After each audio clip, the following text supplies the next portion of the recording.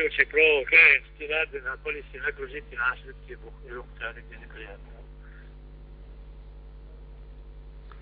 Сегодня в Министерстве спорта чествовали победителя первенства России по тайскому боксу среди юниоров. Абдуллу Эдил Султанову поздравили родные и близкие. Представители Министерства спорта вручили грамоту и кубок. Напомним, что турнир проходил в городе Муром Владимирской области, где приняла участие сборная Чеченской Республики, в составе которой наш соотечественник в тяжелых и упорных поединках завоевал первое место. Эта победа позволит ему участвовать на первенстве мира.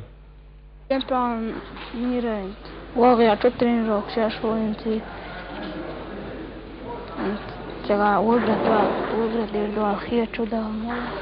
Я думаю, что это большой успех наших спортсменов. У этого мальчика большое будущее, и он будет завоевывать, думаю, что и на первенстве мира он завоюет первое место. Будем за него переживать, болеть.